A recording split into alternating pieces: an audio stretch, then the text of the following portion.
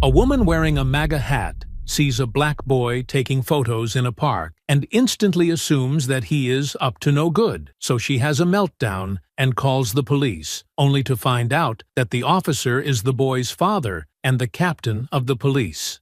The late afternoon sun bathed the park in a golden hue, its rays streaming through the branches of towering oak trees. The laughter of children filled the air, blending with the rhythmic creak of swings and the distant hum of a lawnmower from a nearby house. David Carter adjusted the strap of his camera bag and knelt by the edge of the sandbox, angling his lens toward the small hands of a toddler constructing a lopsided castle. The boy giggled as he crushed the structure with his fist, earning a playful scold from his mother. David smiled faintly behind the camera, snapping the moment for his school project on everyday beauty. The scene was peaceful, untouched by the turbulence of the world beyond the park's gates. David glanced around, searching for his next subject. His gaze landed on a weathered bench under a sprawling tree, its surface etched with decades of initials and declarations of love. As he stepped closer, the sound of sharp, quick footsteps broke through his concentration. "Excuse me!" A woman's voice cut through the ambient noise, its tone sharp enough to turn a few heads. David turned, startled to see a middle-aged woman marching toward him. Her bright red MAGA hat stood out against the earthy tones of the park, and her small, yapping dog strained against its rhinestone-studded leash. "Yes?" David asked, lowering his camera slightly. Karen Whitman stopped a few feet away, planting her hands on her hips. Her dog barked incessantly, and she tugged the leash sharply to quiet it. "What are you doing here?" she demanded, her voice laced with suspicion. David blinked, unsure of the question's intent. "I'm just taking photos for a school project," he replied politely, gesturing to his camera. Karen's eyes narrowed. "Photos? Of what? Of me?" Her hand instinctively went to her hat, as though shielding it from an invisible lens. "No, ma'am," David said evenly, though her tone unsettled him. "I'm capturing the park, the trees, the benches, moments of life." "It's for an art class assignment." "Art class?" Karen's skepticism deepened. She looked him up and down, her gaze lingering on his backpack, his sneakers, and his dark skin. "You don't look like you're here for art. Are you even from this neighborhood?" David's jaw tightened. He adjusted the strap of his bag and kept his voice calm. "Yes, ma'am. I live nearby. I'm not doing anything wrong." Karen scoffed, her dog now silent but fidgeting at her feet. "Well, you look out of place to me," she muttered under her breath, loud enough for David to hear. David took a breath, steadying himself. "I promise. I'm just here to take photos. If you'd like, I can show you my camera roll." Karen's face twisted into a scowl. "I don't need to see anything. What I need is for you to leave before you make people uncomfortable." David's heart pounded, but he stood his ground. "I have every right to be here, ma'am. I'm not bothering anyone." Karen stepped closer, her voice rising. "Listen, young man, I don't care what you're claiming to do. This is a family park, not some hangout spot for troublemakers.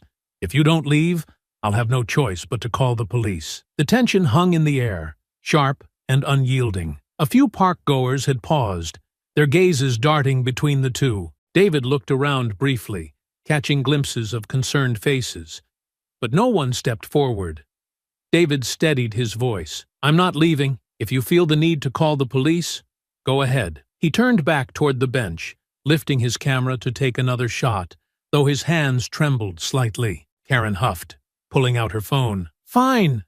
Don't say I didn't warn you." She began dialing, speaking loudly into the receiver as she walked a few steps away. David exhaled, his fingers tightening around the camera. His peaceful afternoon had just been shattered, and he knew the next moments would test him in ways he hadn't anticipated. Karen paced back and forth, her phone clutched tightly in her hand, as she spoke loudly to the 911 operator. Her words carried an edge of urgency, carefully chosen to paint David as a menace. "Yes, there's a young man here. He's loitering in the park, acting suspiciously. He's refusing to leave, and I feel unsafe." She cast a pointed glance at David, her lips curling into a smug smile as though daring him to react. David stood still, his camera dangling around his neck, his fingers gripping the strap. A few onlookers had gathered nearby, their conversations hushed as they watched the unfolding scene. "You really think this is necessary?" David asked, his voice calm but tinged with disbelief. Karen ended the call, slipping her phone into her pocket with a triumphant look. "Absolutely. You're wandering around here with that camera, making people uncomfortable. I don't know what you're planning, but it's suspicious." David tilted his head, incredulous. "Suspicious? I told you. I'm working on a school project. I'm not bothering anyone, and I'm certainly not a threat." Karen crossed her arms, her dog yapping again as though echoing her indignation. "Not a threat? How do I know that? People like you don't exactly inspire trust." David's jaw tightened, her words cutting deeper than he wanted to admit. He took a step forward, careful to keep his tone steady. "People like me? What does that mean?" Karen's lips pressed into a thin line. "You know exactly what I mean," she snapped.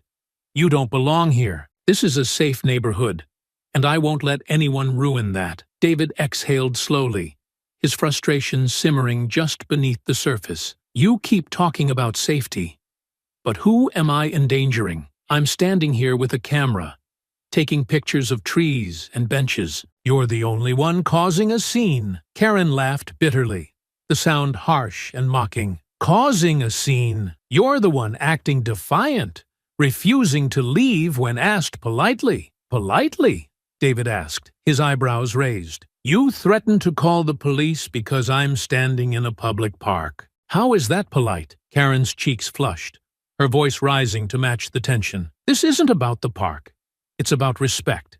Something you clearly weren't taught." David shook his head, his composure barely holding. "Respect is earned, not demanded. You came at me with accusations and threats, and now you're talking about respect?" The crowd murmured softly, a few whispers drifting toward Karen. "She's taking it too far," someone said. Another person nodded, their disapproval barely concealed. Karen turned toward the small group, glaring. "What? You think I'm the problem here? You don't know what it's like trying to keep this neighborhood safe." A man from the crowd stepped forward slightly, his arms crossed. "Lady, he's a kid with a camera. He's not doing anything wrong." Karen pointed a trembling finger at the man. "You think you're helping? You're encouraging him. This is why neighborhoods go downhill." David's voice broke through her rant, low and firm. "You can scream all you want. It doesn't change the fact that I have the same right to be here as anyone else. You don't get to decide who belongs and who doesn't." Karen opened her mouth to respond, but the distant wail of sirens cut through the air. Her expression shifted to one of smug satisfaction as she straightened her posture. "They'll sort this out," she said with a smirk. "We'll see how much your attitude helps you when the police get here." David stood tall, his heart pounding as the sirens grew louder. He clenched his fists, drawing strength from the determination to stay calm. "Yeah, we will see," he said softly, the weight of the moment settling over him. The sound of the police car pulling up silenced the park. Karen took a step forward, already prepared to spin her narrative, unaware of the twist that awaited her. David lowered himself onto the park bench, his camera resting in his lap. His chest felt tight, the weight of the situation pressing down on him. He focused on his breathing, steadying the nerves that threatened to overwhelm him. Around him, the park buzzed with tension. Some onlookers whispered among themselves, while others simply watched in silent disapproval of Karen's actions. Karen, however, remained undeterred. She paced in front of the bench, her dog trailing nervously behind her. Her eyes burned with righteous fury as she pointed an accusing finger at David. "You think you can just sit there like you've done nothing wrong?" she spat, her voice loud enough to draw attention from across the park.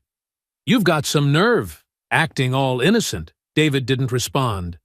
His fingers gripped the camera strap tightly, his knuckles white. He glanced down at his lap, refusing to meet Karen's gaze. "Oh, so now you're going to ignore me?" Karen scoffed, stepping closer. She leaned over him, her shadow stretching across the bench. "Typical. You people always think you can play the victim. Let me tell you something, young man. Nobody here is buying your act. David's heart pounded, but he kept his voice calm. I'm not playing anything. I'm just waiting, like you asked. The police will sort this out. Karen snorted, shaking her head. Sort it out? Oh, they'll sort it out all right. They'll take one look at you and know exactly what's going on here. David looked up, his eyes meeting hers. And what exactly do you think is going on? Karen leaned in closer, her face inches from his. You're here to cause trouble, that's what. Snooping around with that camera, pretending you're just some kid doing a school project. I wasn't born yesterday. David raised an eyebrow. You think I'd go to all this trouble just to bother you? That doesn't make any sense. Karen waved a dismissive hand. Don't play dumb. You're not fooling me. I know you're kind, always lurking around where you don't belong. Just waiting for the chance to ruin something nice. David's jaw clenched, but he forced himself to stay seated. The weight of her words hung in the air, sharp and heavy. He wanted to lash out, to yell, but he knew that would only give her more fuel for her fire. I'm not here to ruin anything, he said, his voice steady but firm. I'm here to take photos. Just like I told you. If you can't handle that, maybe you're the one who doesn't belong here. Karen recoiled, her face reddening. For a moment, she was silent, her mouth opening and closing as though searching for the right words. Finally, she straightened up, smoothing the front of her shirt. You've got a real attitude problem, she snapped, stepping back. It's no wonder this country's falling apart with people like you running around. David shook his head, his voice quiet but resolute. You keep saying, people like me. What does that mean? Go ahead. Say it. Karen glared at him, her lips pressed into a thin line. I don't have to explain myself to you. The distant sound of sirens grew louder, cutting through the tension like a blade. Karen's expression shifted, her smug confidence returning. Well, looks like your little charade is about to end, she said, crossing her arms. David remained seated, his fingers brushing the smooth surface of his camera. He didn't reply, his focus shifting to the approaching police car. He knew the next few moments would change everything, but he wasn't sure how. The car pulled up to the curb, and a tall man in a police uniform stepped out. Karen's face lit up, her confidence surging as she waved him over. Officer, over here, she called, striding toward him. David's stomach tightened as he watched the man approach. Then, to Karen's confusion, the officer smiled and said, David, you okay, son? The color drained from Karen's face as she froze in place, her smugness evaporating in an instant. Karen's eyes darted between Marcus and David, her face a mix of confusion and defiance. The smugness she had when calling the police began to fade, replaced by frustration. Wait a minute, she said, her voice rising. You're his father? Yes, ma'am, Marcus replied evenly, his eyes locked on hers. And I'm also the captain of the precinct that responded to your call. Now, can you explain exactly why you felt the need to report my son? Karen blinked rapidly, caught off guard. She glanced at the growing crowd of onlookers, their disapproving gazes fueling her agitation. I already told you, she snapped. He was wandering around, taking pictures, acting like he owned the place. I didn't know who he was or what he was doing. Marcus folded his arms across his chest, his voice steady. He told you he was taking photos for a school project. That's what he's been doing. So, again, I'm asking, what about that made you feel unsafe? Karen bristled, tugging sharply at her dog's leash. You have no idea what it's like to have to watch out for this kind of thing. People come into neighborhoods like ours and cause trouble. I've seen it before. David, still seated on the bench, frowned. People like me? Karen spun toward him, her face flushing. Don't twist my words. I meant people who don't respect the rules, who think they can just waltz in and do whatever they want without consequences. Marcus raised an eyebrow. Rules? Which rules exactly? Did my son break by sitting on a public bench and taking photos? Karen threw her hands in the air, her frustration boiling over. It's not just about rules. It's about common sense. He didn't belong here.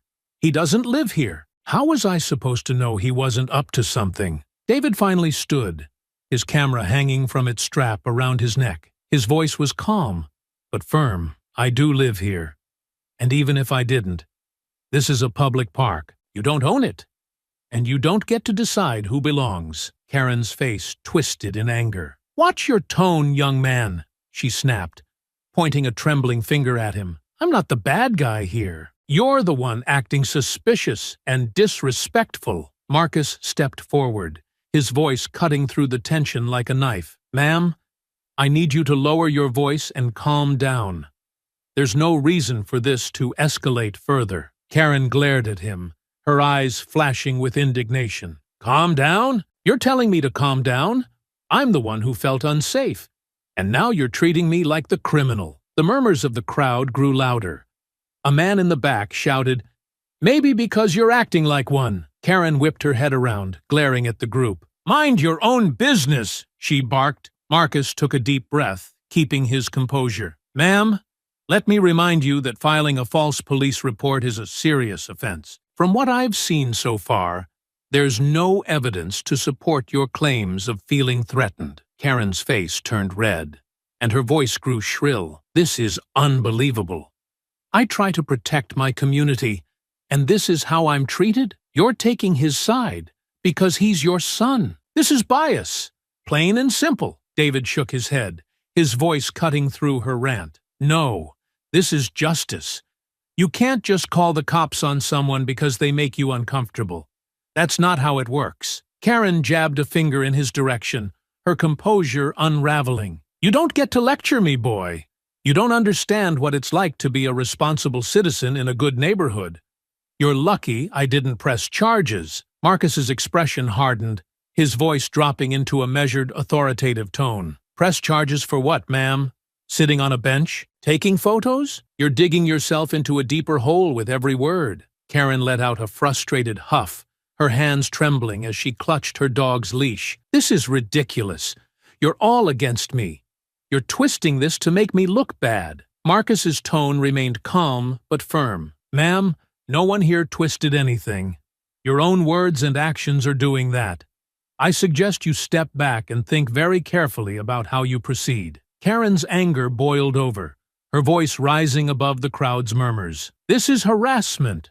I'll file a complaint against you and your son. You'll both regret this. The crowd gasped at her outburst, their murmurs turning into outright condemnation. David stared at her, unshaken, as Marcus maintained his unflappable stance. Ma'am, Marcus said evenly, I think it's time for you to leave. Karen's chest heaved, her face a mask of rage. Oh, I'm not going anywhere.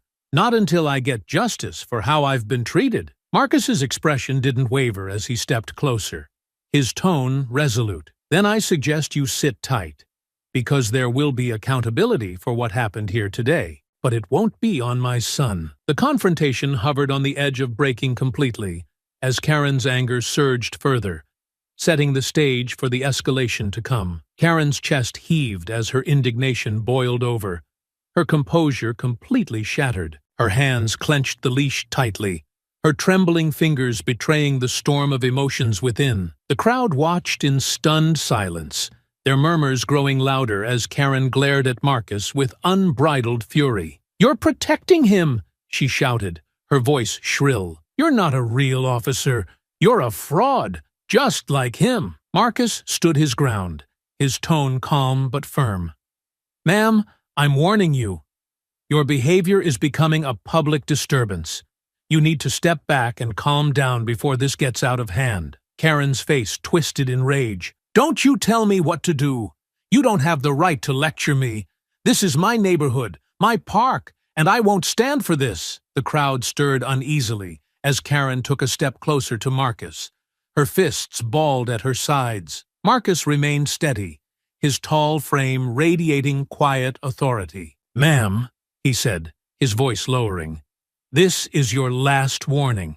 Step back. But Karen's anger had reached its peak. You think you're so much better than me, don't you?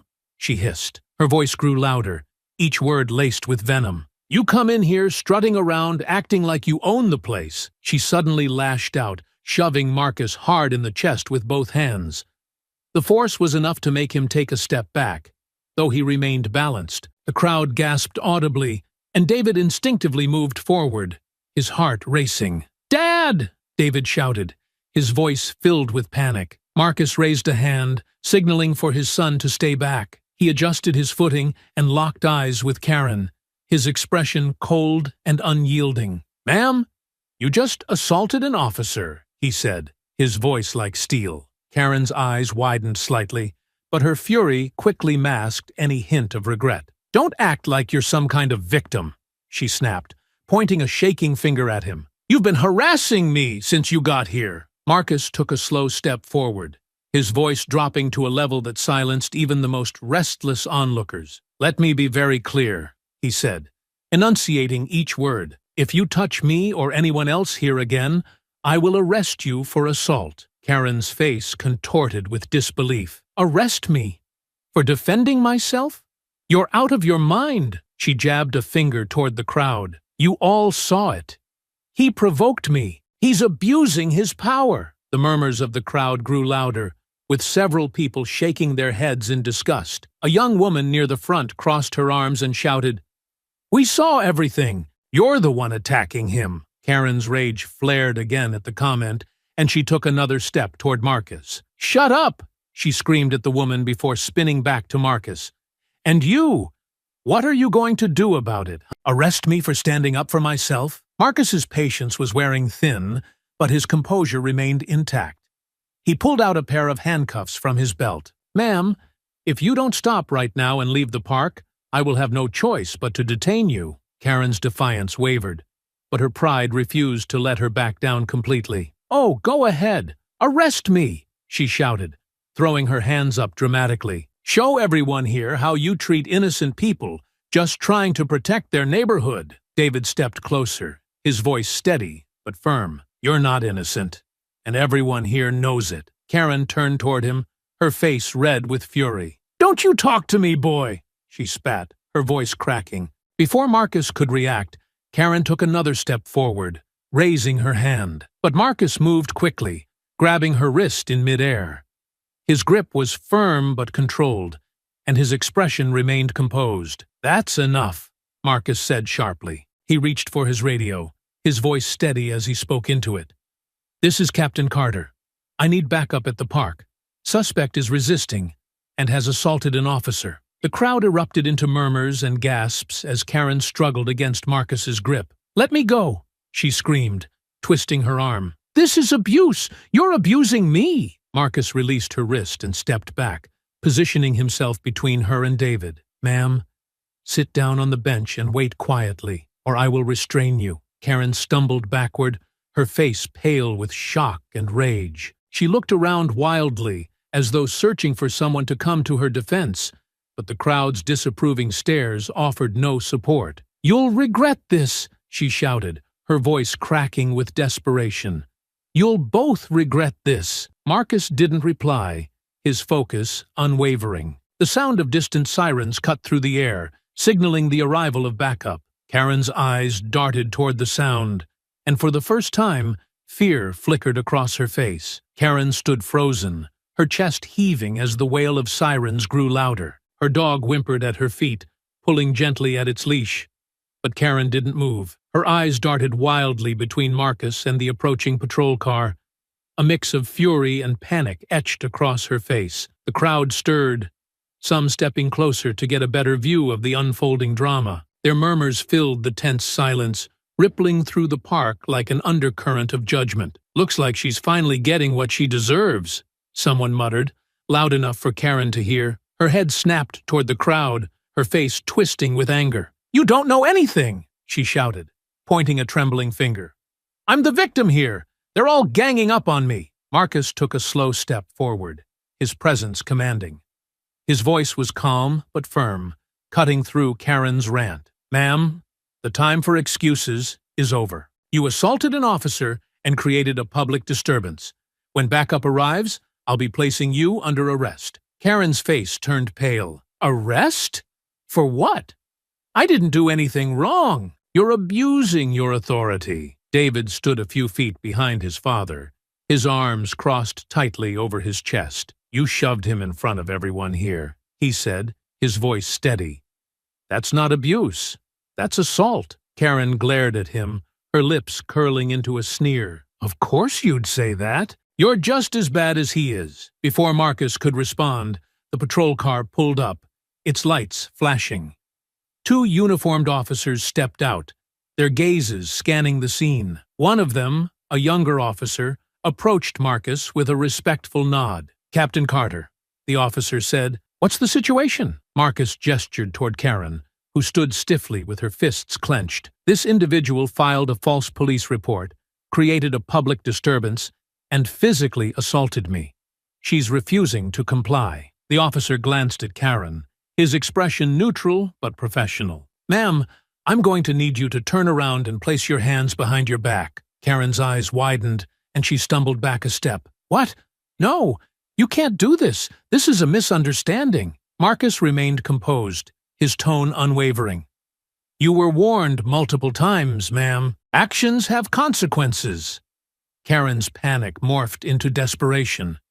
She turned to the crowd, her voice shrill. "You all saw it. He provoked me. This is a setup. They're trying to humiliate me." The crowd murmured in response, but the disapproval in their faces was undeniable. A middle-aged woman in the front crossed her arms and shook her head. "No one provoked you," she said loudly. "You brought this on yourself." Karen's jaw dropped, her gaze snapping to the woman. "How dare you!" she screamed, her voice cracking. The younger officer stepped forward, his voice firm. "Ma'am, this is your last chance to comply peacefully. Please turn around and place your hands behind your back." Karen's defiance wavered as her breathing grew shallow. Her gaze shifted back to Marcus, who stood tall and resolute, his arms crossed. "This isn't over," she hissed. "You'll regret this.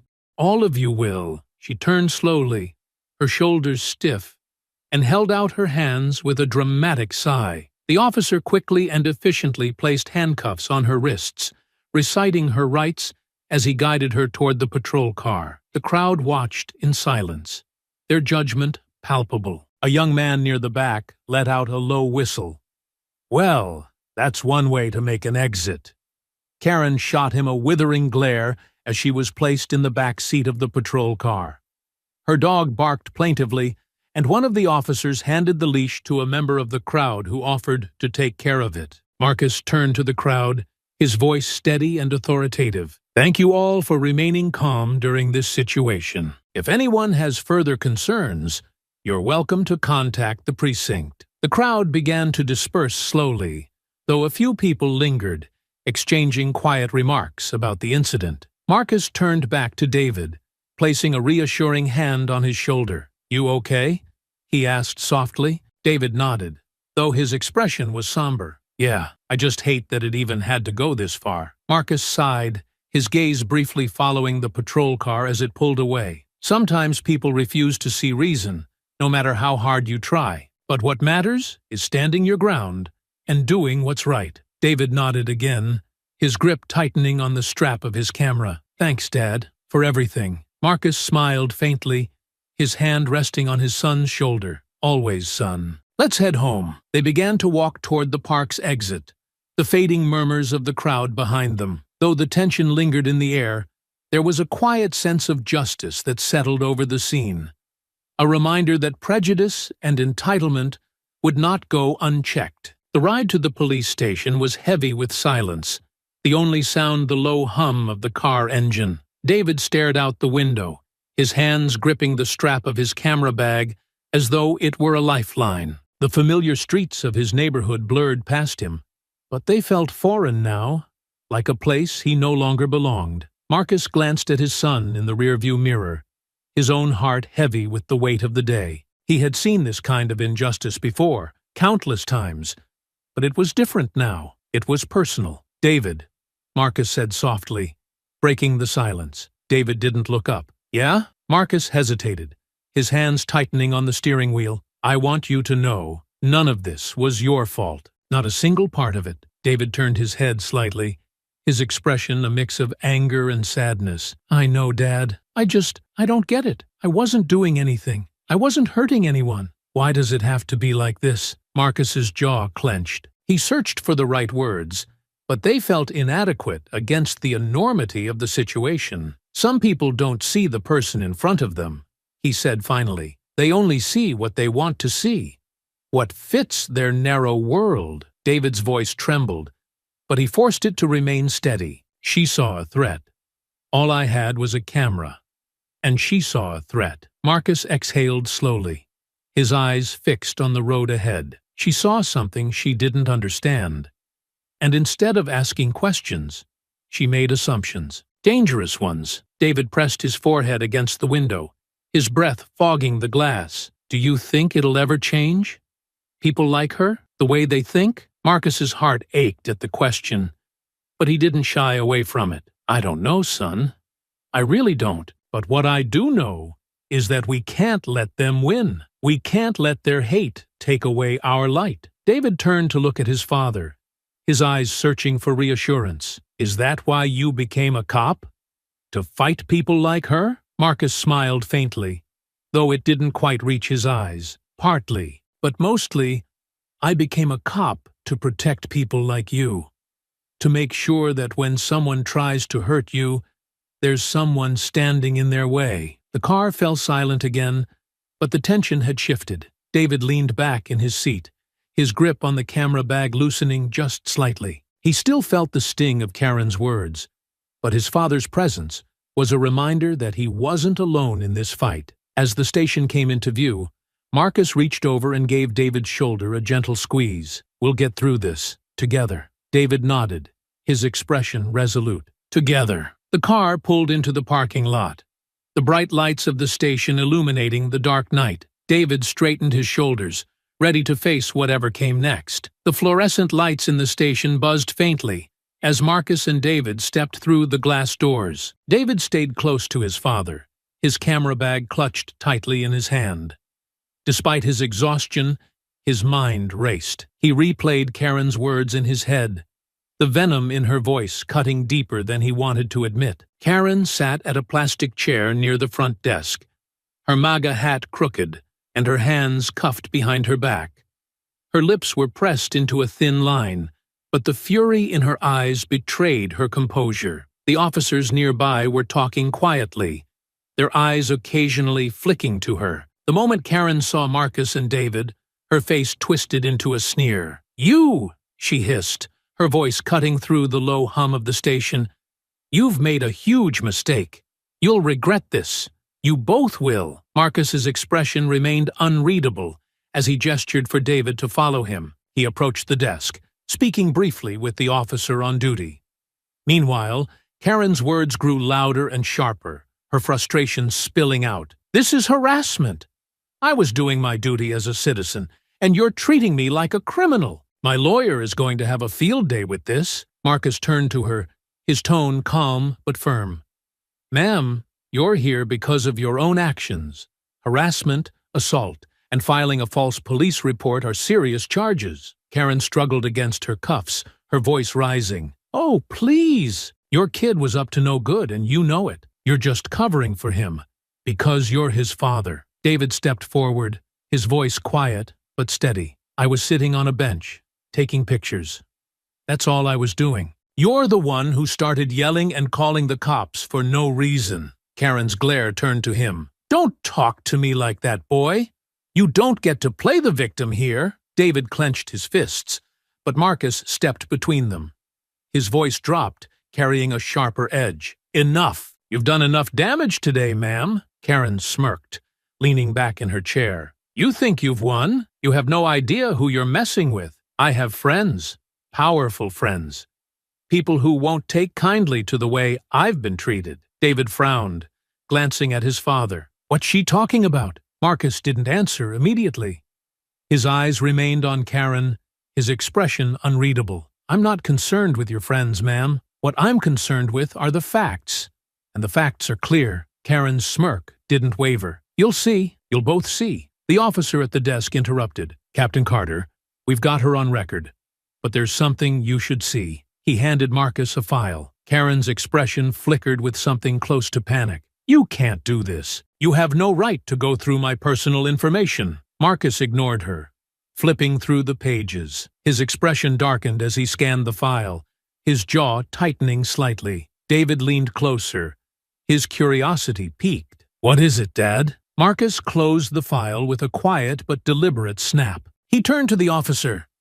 "Run a full background check and flag any connections to recent incidents in the area. Let me know what comes up." Karen's face turned pale. "You don't have the authority to do that.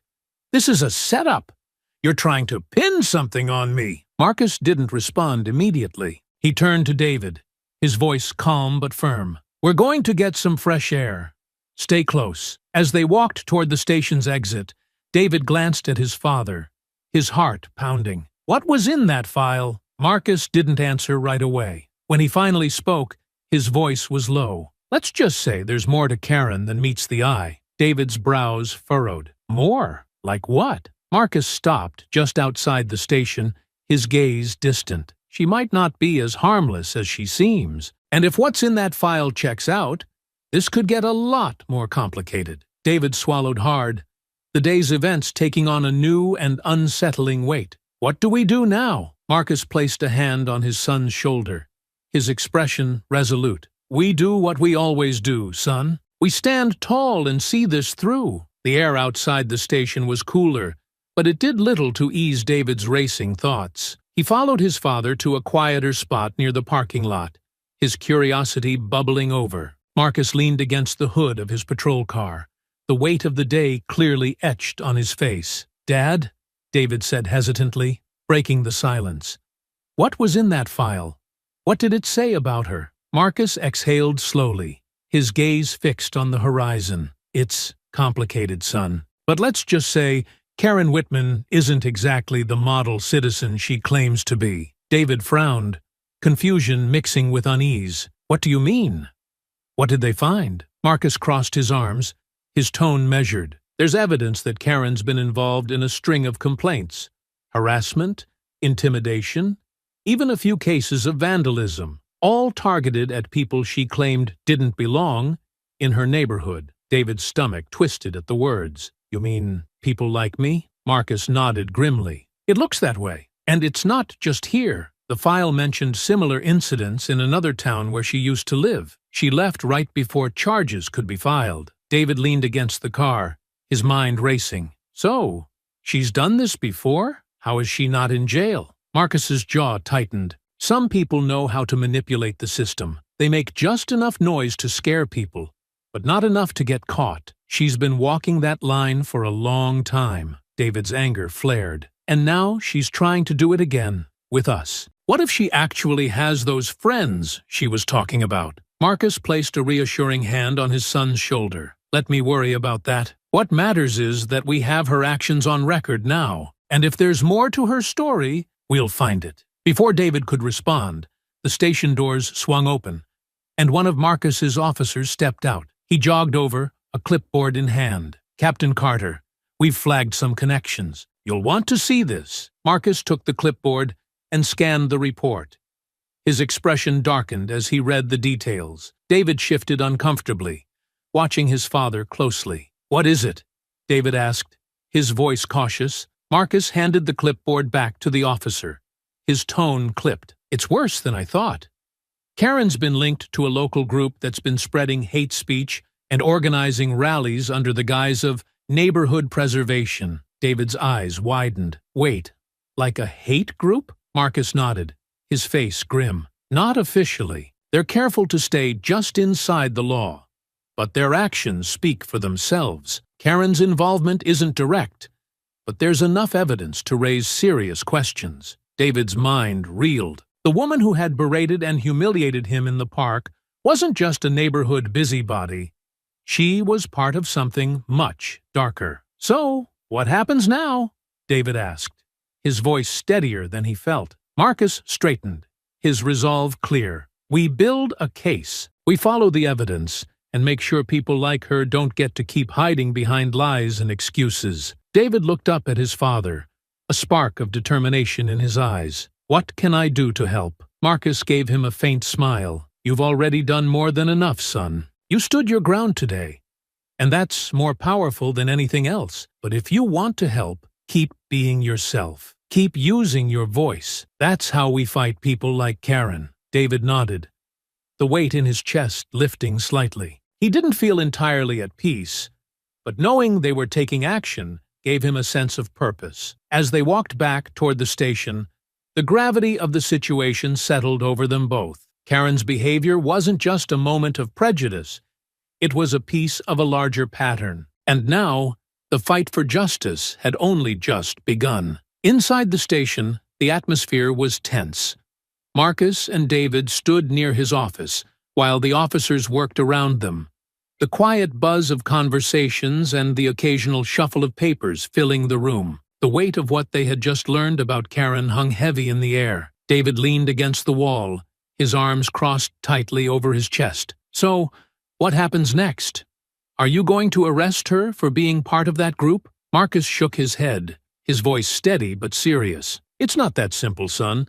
Her association with the group isn't enough to press charges.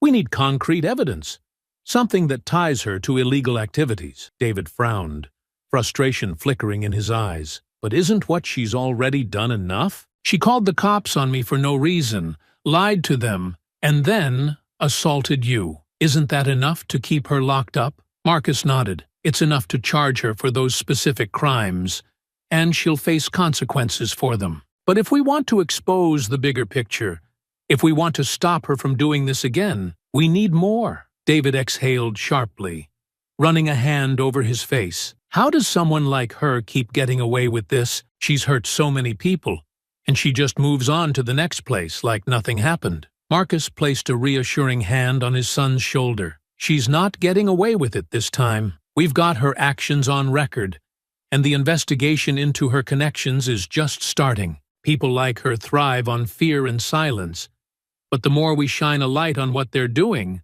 the harder it gets for them to hide. One of Marcus's officers approached, holding a small stack of files. Captain Carter, we've pulled together more information. These are complaints filed against Karen in her previous neighborhoods, and there's a pattern. Harassment, property damage, even allegations of threats. She's left a trail. Marcus took the files, flipping through them quickly. His eyes narrowed as he read. She's been careful, but not careful enough. If we can connect her actions here to her past behavior, we might be able to establish intent. David peered over his father's shoulder, his curiosity outweighing his unease. What kind of threats? The officer cleared her throat. Most of the complaints are vague. Things like, she said she'd make life difficult, or she made comments about people needing to leave the neighborhood. But a few of the reports mention specific incidents, like broken windows or cars being keyed after arguments with her. David's stomach twisted. She's done this to so many people, and no one stopped her? Marcus's jaw tightened. Not yet, but now we have a chance to make it stick. The officer hesitated before continuing. There's one more thing. We found social media posts linking her to some of the rallies held by that neighborhood preservation group. Nothing explicitly illegal, but enough to show she's involved. Marcus closed the file and handed it back to the officer. Good work. Keep digging. I want to know every detail about her connections and actions. The officer nodded and returned to her desk, leaving Marcus and David in a moment of quiet. David's voice was softer now, but no less resolute. She's not going to stop, is she? Even if she gets in trouble for what she did to me, she'll just find another place to start over. Marcus looked at his son, his expression firm. Not if we make sure she faces real accountability. This time, we're not letting her walk away. David nodded slowly, a spark of determination lighting in his eyes. What can I do? Marcus smiled faintly. You've already done a lot, son. Your strength today showed people who she really is. But if you want to help more, we'll need to gather statements from people she's hurt. People in the community who are ready to speak up. That could make all the difference. David straightened, his resolve solidifying. Okay, let's do it. Marcus nodded, pride flickering across his face. Let's do it. As they walked back toward the desk to begin the next steps, the hum of the station seemed quieter, more focused. The fight against Karen wasn't over, but for the first time, it felt like progress was being made. The video of Karen's park confrontation spread faster than wildfire. By the morning after her arrest, it was plastered across every major social media platform.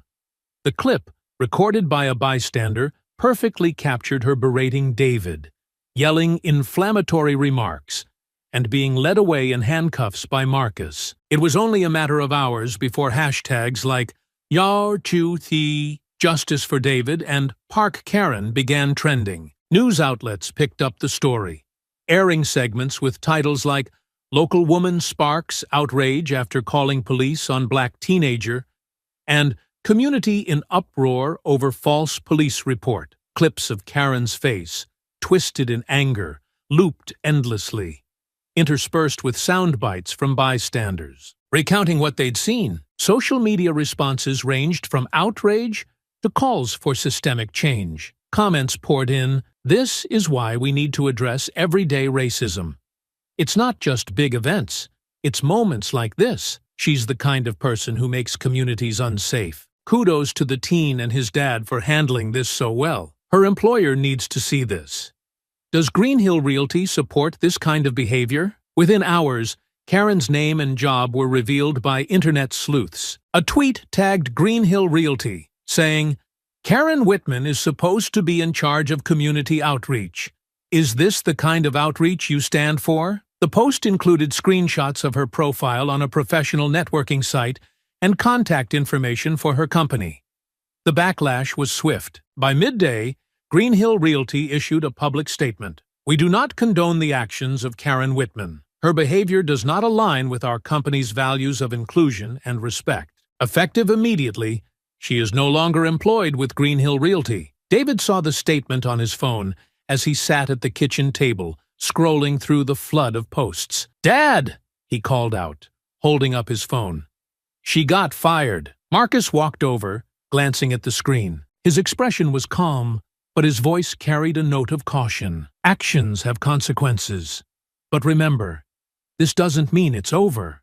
Stay focused." Karen sat in a holding cell at the station, her hands trembling as she clutched the edge of the metal bench. She had spent the night listening to the buzz of voices outside the bars, trying to convince herself this would all blow over. Her lawyer, a sharp-eyed man in his 40s, sat across from her on the other side of the bars, reviewing his notes. "They fired me!" Karen spat, her voice laced with disbelief and fury. Just like that. No phone call, no explanation. Just a cold email saying, "I'm no longer employed." Her lawyer didn't look up. "Considering the video that's been circulating, I'm not surprised. You've gone viral, Karen. And not in a good way." Karen's jaw tightened. "It's all lies. That video, it doesn't show the full story. They're making me out to be a monster, when all I was doing was protecting my community." The lawyer finally looked up, his expression a mix of weariness and irritation. "You're not helping yourself by sticking to that narrative. The video is damning. It shows you yelling at a teenager, accusing him of things you couldn't prove, and then assaulting a police officer. That's all anyone cares about." Karen's lips pressed into a thin line, but the redness creeping up her neck betrayed her frustration. "I was doing the right thing. He didn't belong there, and I had every right to question him." The lawyer sighed, rubbing his temples. "The court of public opinion doesn't care about your intentions. They care about what they see. And right now, what they see is someone who made a fool of herself and broke the law in the process." Karen's eyes flashed with anger. "They don't know what it's like, dealing with people like him. The boy was being disrespectful, and his father abused his authority to humiliate me.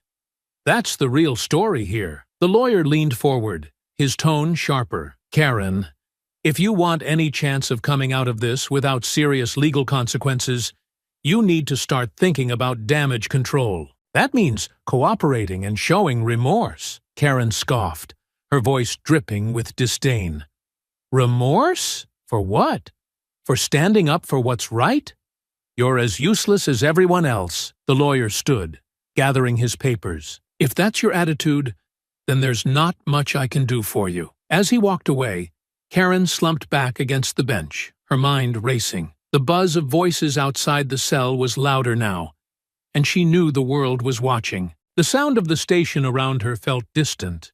Officers talking, phones ringing, the occasional clatter of a door. She clenched her fists, her nails digging into her palms. She had been fired, just like that. An email, cold and impersonal, had stripped her of her job and, in her mind, her dignity. The humiliation of being escorted through the park in handcuffs and thrown into a cell was one thing. Losing her career was another. They don't even know the full story, she muttered to herself. I was protecting this neighborhood. They'll regret turning on me. Her mind raced with thoughts of vengeance, but as the minutes passed, the reality of her situation began to sink in. She had no allies left.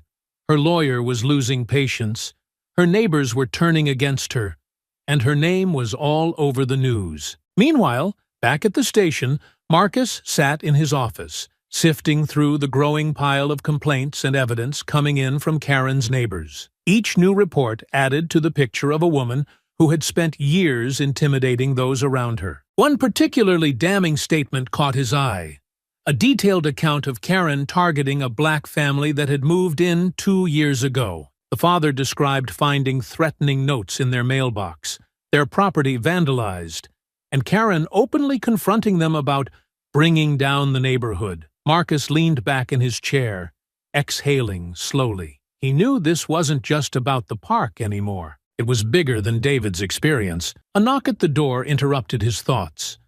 One of his officers poked her head in. Captain, another neighbor's here. Says she has something important to share. Marcus nodded, gesturing for her to bring them in. An older woman with a weathered face entered the office, clutching a stack of papers. She introduced herself as Mrs. Langley and explained that she'd lived in the neighborhood for over 30 years. I've been quiet about this for too long, she began, her voice steady but tinged with regret. I thought if I ignored her, she'd leave me alone, but she didn't. She laid the papers on Marcus's desk.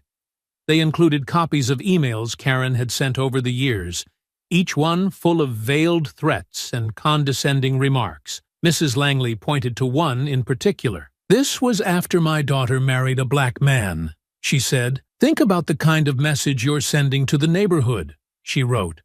We work hard to keep this area respectable. David, who had been standing quietly in the corner, felt his stomach turn. She actually sent that? Mrs. Langley nodded, and when we invited our in-laws over for a barbecue, someone spray-painted, "Go back to where you belong" on my driveway. I can't prove it was her, but I know it was. Marcus nodded, his voice calm. Thank you for coming forward. People like you speaking out make a difference. As Mrs. Langley left, Marcus turned to David. This is what happens when people feel emboldened by silence. But now, that silence is breaking. In the holding cell, Karen leaned her head back against the wall, trying to steady her breathing. She could hear murmurs outside, voices she couldn't quite make out. A sense of unease crept over her. The sound of keys jingling snapped her out of her thoughts. A guard approached, unlocking the cell door. Whitman, your lawyer's here. Judge approved your release on bail. Karen stood, smoothing her shirt, as though she were about to walk into a meeting instead of out of a cell. Her lawyer stood nearby, his face stern. This doesn't mean you're off the hook, he said sharply.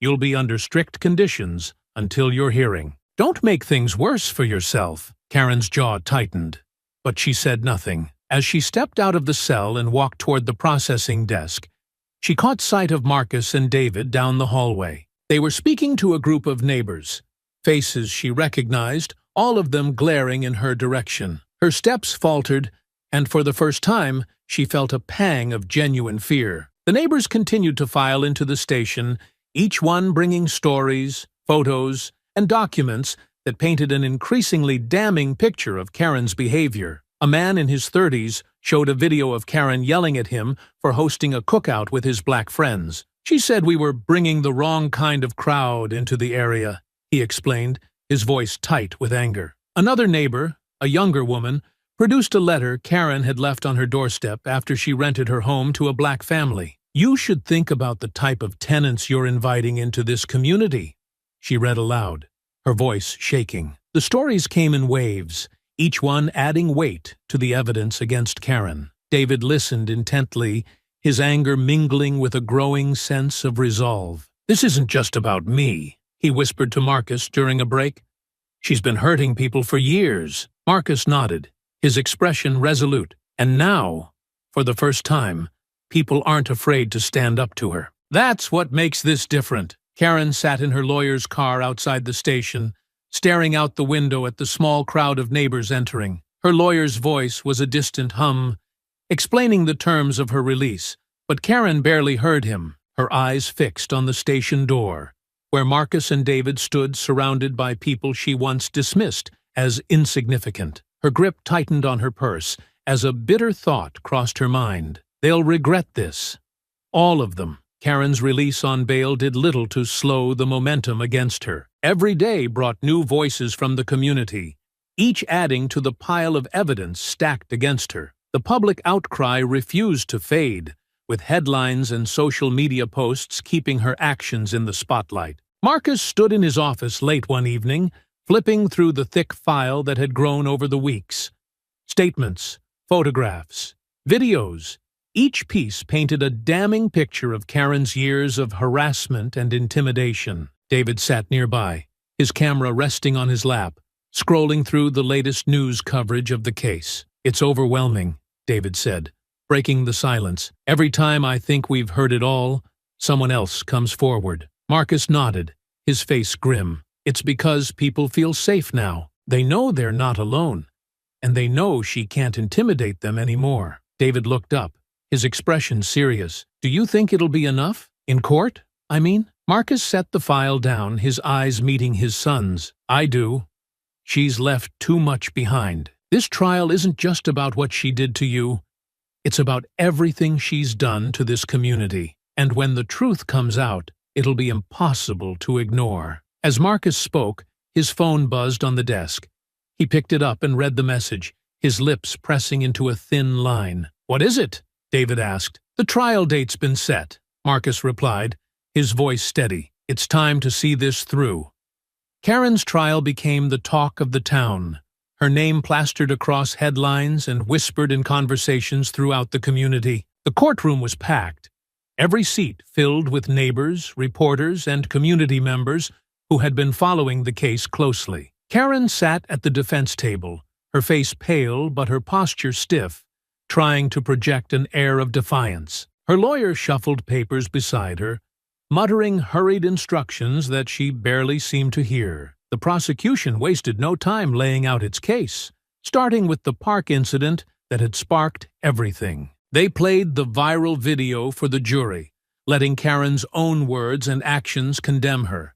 Then came the barrage of witness testimonies. "This isn't an isolated incident," the prosecutor said, pacing before the jury. "What you'll see over the course of this trial is a consistent pattern of intimidation, harassment, and prejudice that has spanned years. The defendant has abused her position in the community to bully and silence those she deemed unworthy of living in her neighborhood." The witnesses painted a damning picture. "She left threats in my mailbox after my family moved in," one man testified. "When I didn't respond, she keyed my car and spray-painted racial slurs on my garage. My kids were terrified. She harassed my tenants until they broke their lease," another woman said, her voice trembling. "When I confronted her, she told me I should rent to the right kind of people." One after another, Karen's neighbors came forward with their stories. Each one added weight to the case, making it harder for the defense to argue that Karen's actions were a misunderstanding or a single lapse in judgment. Marcus took the stand midway through the trial, his testimony calm and precise. He recounted the events at the park, his interactions with Karen, and the mounting evidence that had come to light since her arrest. "As a police officer, I've seen people like her before," he said. "They hide behind the guise of concern for the community, but their actions reveal the truth. It's not about safety, it's about control. And when someone challenges that control, they lash out." When Karen herself took the stand, The tension in the room was palpable. She spoke haltingly, her usual bluster gone, replaced by a strained defensiveness. "I didn't mean to hurt anyone," she said, her voice cracking. "I thought I was doing the right thing, protecting my neighborhood. I didn't realize it would escalate like this." The prosecutor's cross-examination was merciless. Protecting your neighborhood? By filing false reports? By harassing and threatening families who didn't look like you? You didn't think it would escalate because for years it didn't. Because no one held you accountable, Karen stammered, her composure crumbling under the weight of the questioning. I was misunderstood." "Misunderstood?" The prosecutor leaned forward. "Or emboldened by the silence of those around you. You thrived on fear, Ms. Whitman. But now the silence is broken." The jury deliberated for less than a day before returning with their verdict.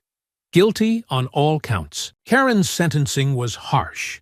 The judge, a no-nonsense woman with years of experience handling cases of harassment, didn't mince words. "Ms. Whitman, your actions have caused irreparable harm to this community. You have targeted families, destroyed property, and undermined the very fabric of neighborhood trust. Your attempts to frame yourself as a concerned citizen are nothing more than a thinly veiled excuse for your prejudice. This court will not tolerate such behavior." Karen was sentenced to 6 months in jail, 3 years of probation, and mandatory participation in a rehabilitation program for hate-based offenses. In addition, she was ordered to pay significant restitution to the families she had harmed and barred from holding leadership positions in any neighborhood or community organization for the rest of her life. The courtroom erupted in murmurs as the sentence was read. Karen sat motionless, her face blank, as though she couldn't comprehend the severity of her punishment. Outside the courthouse,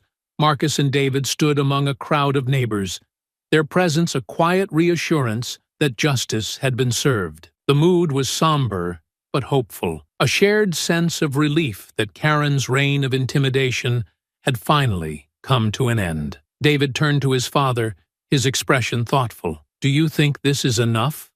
Do you think she'll change?" Marcus looked at his son, his voice steady but reflective. "I don't know if she'll change, but this isn't about her anymore. It's about everyone else. About making sure people know they don't have to stay silent, that they can stand up and be heard." David nodded slowly, a faint smile breaking through the seriousness of his expression. "I guess that's what matters most." Marcus placed a hand on his son's shoulder, pride evident in his eyes. "It is, and you were part of that, David. You stood your ground, and because of that, others found the courage to stand with you." As they walked away from the courthouse, the sun broke through the clouds, casting a warm light over the steps. The road ahead was still long, but for the first time in years, the community felt united. A place where voices were heard, and justice was more than just a word. The weeks following Karen's sentencing marked the end of an era for the neighborhood. With her gone, the community began to heal, but her absence left a scar, a reminder of the harm she had caused over the years. Karen's fall from grace was complete. Once a self-appointed authority in the neighborhood, she now found herself ostracized and alone. The jail sentence stripped her of the control she had clung to for so long, and the restitution payments drained the savings she had spent years amassing. Her name became synonymous with the prejudice and entitlement that had fueled her actions. Inside her cell, Karen sat on a narrow cot, staring at the bare walls. The anger that had once burned so fiercely within her had dimmed, replaced by a hollow emptiness. She replayed the events of the trial in her mind.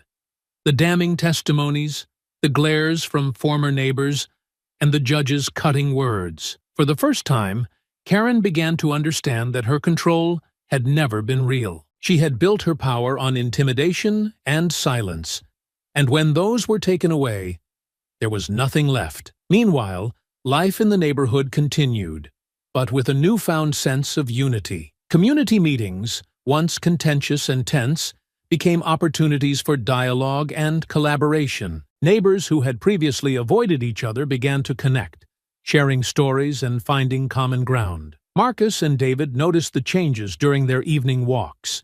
observing how people seemed more willing to engage and less hesitant to speak up. One night, as they sat on their porch, the conversation turned to everything that had happened. "Do you think she regrets it?" David asked, his voice thoughtful. Marcus considered the question, his gaze fixed on the street. "Maybe, but regret doesn't always lead to change. What's important is that she can't hurt anyone else, at least not here." David nodded, his camera resting on his lap. "I guess it's not about her anymore, is it?" Marcus smiled faintly. "No, it's not. It's about what we do next, how we keep moving forward." David looked out at the street, where kids played and neighbors chatted, a scene that had felt impossible just months ago. "It feels different now, like people aren't afraid anymore." "That's because they're not," Marcus said. "When you stood your ground in that park, you showed them it was possible. And when people started speaking up, they realized they weren't alone." David glanced at his father, a small smile on his face. "I didn't think it would matter that much. I just didn't want to back down." Marcus placed a hand on his son's shoulder, his voice filled with pride. "That's all it takes sometimes.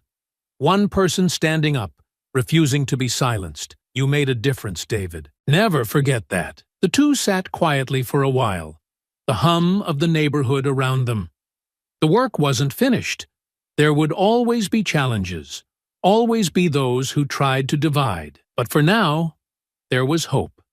And that was enough. As the stars began to dot the night sky, Marcus looked at his son and said, "Change doesn't happen all at once, but this was a step in the right direction. And sometimes, that's all we need to keep going." David nodded, his smile widening. One step at a time. Together they sat on the porch, ready to face whatever came next, knowing they had the strength to stand up for what was right, no matter how long the fight.